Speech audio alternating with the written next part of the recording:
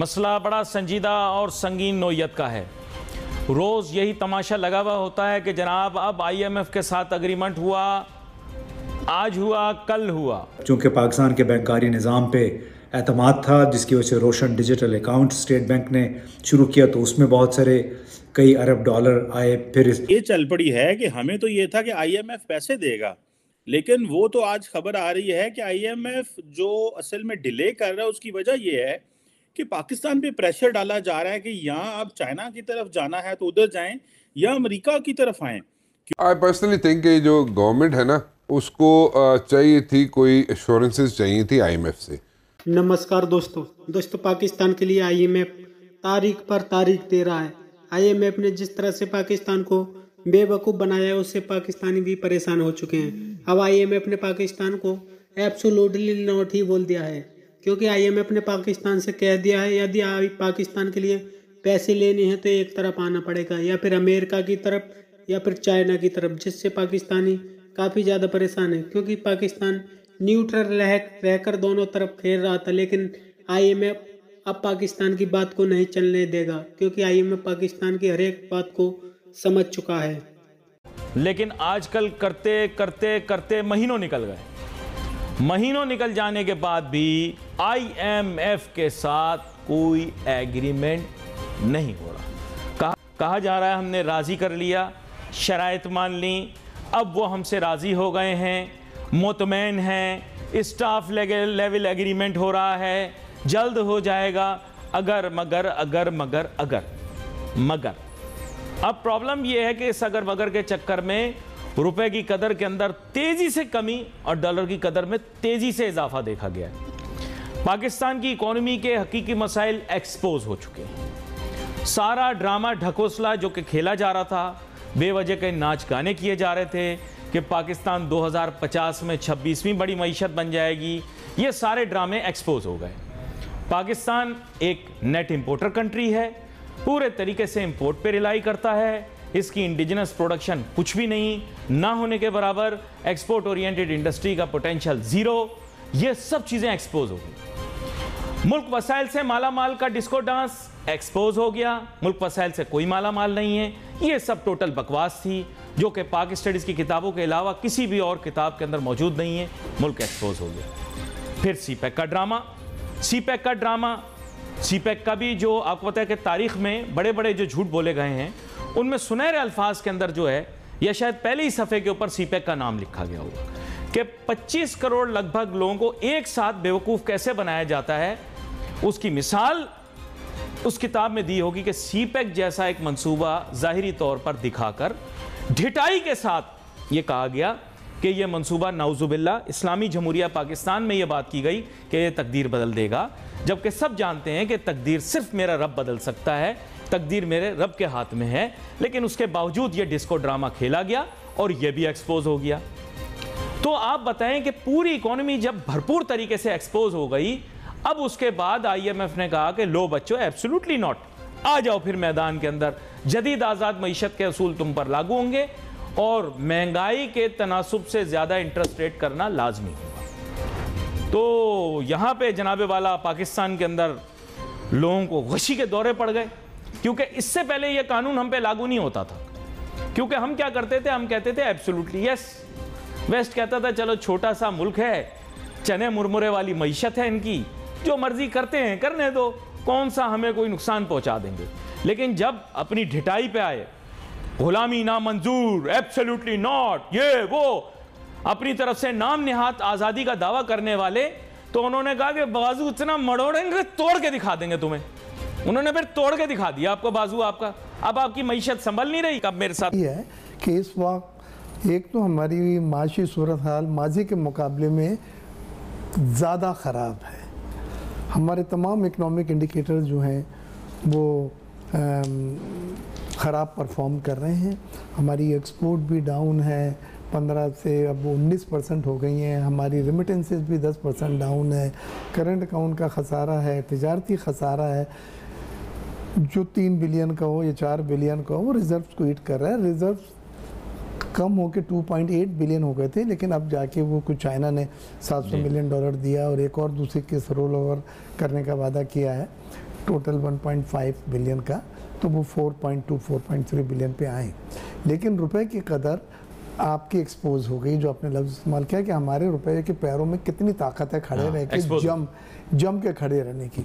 और वो रुपया को जब भी आपने मसनूई तरीके से रोक के भी रखा है, तो अनऑफिशियल मार्केट में, जिसको आप ओपन मार्केट कहते हैं, रुपए की कदर इतनी बढ़ गई है कि 30-35 रुपए का फ़र्क हो गया था, जो अब नॉर्मल है।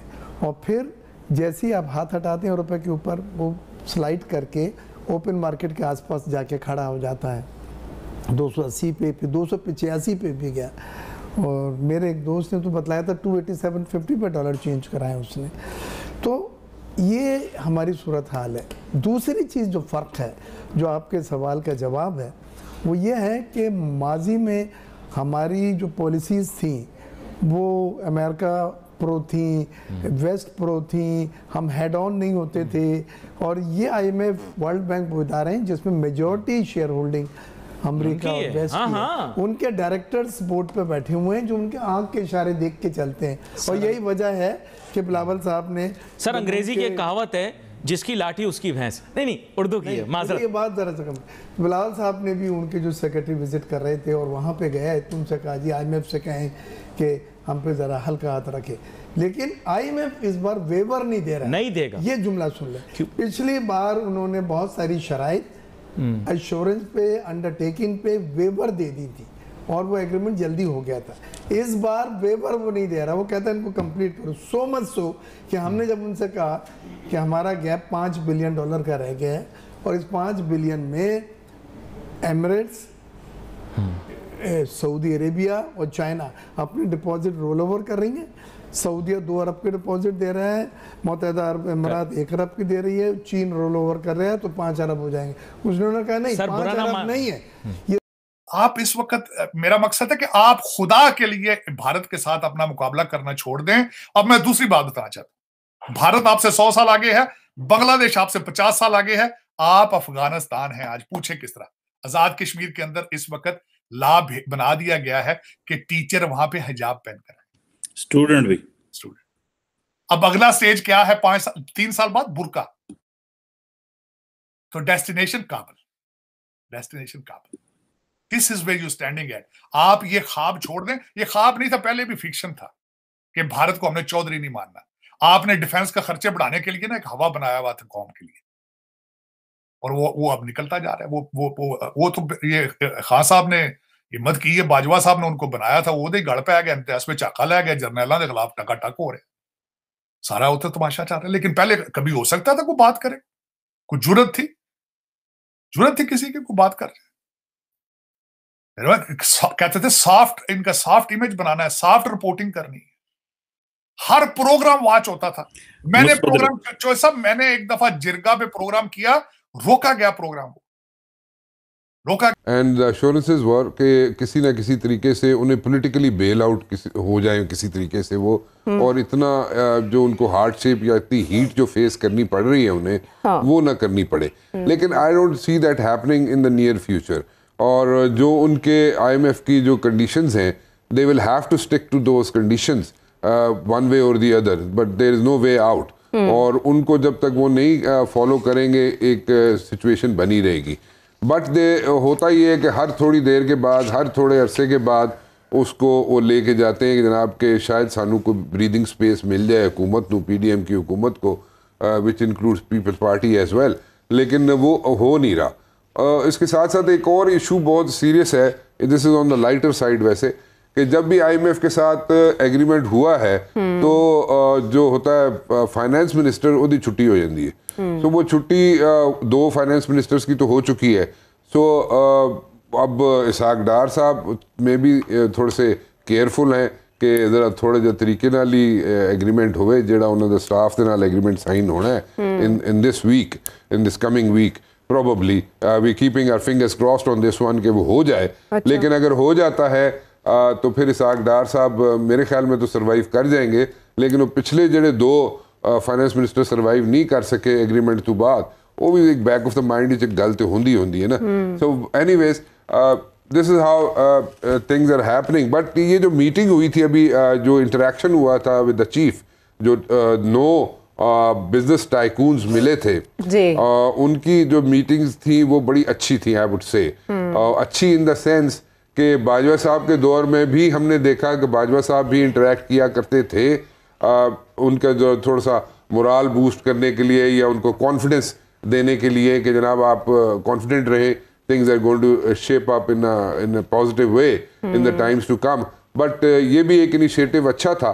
और थोड़े से जो गिले शिकवे हैं इस वक्त कराची के अंदर मार्केट में, और वो मुझे मेरी तक आवाज़ ज़रूर पहुंची थी, वो ये थी कि जनाब कुछ बिजनेस टाइकून उसमें नहीं शामिल हुए, उसमें अकील करीम डैडी भी नहीं थे। तो दोस्तों, पहले तो इमरान खान की हुकूमत में पाकिस्तान लगातार अमेरिका के लिए एब्सोल्युटली नॉट बोल रहा था, लेकिन अब IMF ने ही पाकिस्तान को एब्सोल्युटली नॉट बोल दिया, जिससे पाकिस्तान में हड़कंप मच गया है। क्योंकि यदि पाकिस्तान को IMF के पैसे नहीं मिलते हैं तो पाकिस्तान यकीनन ही दिवालिया हो जाएगा और उसे कोई नहीं बचा सकता, क्योंकि उसके दोस्त मुल्कों ने भी पाकिस्तान से साफ साफ कह दिया है कि जब तक IMF पाकिस्तान को पैसे नहीं देगा तब तक पाकिस्तान के दोस्त मुल्क पाकिस्तान को कुछ नहीं देने वाले। इसी वजह से पाकिस्तान की सरकार पूरी कोशिश कर रही थी कि किसी भी तरीक़ा से IMF से डील हो जाए, लेकिन अभी तक सफलता नहीं मिल पा रही। IMF लगातार तारीख पर तारीख दे रहा है और पाकिस्तान को एक तरफ होना ही पड़ेगा, या फिर चाइना को चूज करना पड़ेगा, या फिर अमेरिका को, क्योंकि पाकिस्तान दोनों तरफ नहीं खेल सकता। पाकिस्तान ने अमेरिका और चाइना को दोनों को जम करके बेवकूफ़ बनाया है। आपकी क्या राय है कमेंट में ज़रूर शेयर करें। यदि आप चैनल पर नए तो चैनल को सब्सक्राइब करें, वीडियो पसंद आए तो लाइक करें, कमेंट करें और शेयर करें। जय हिंद, वंदे मातरम।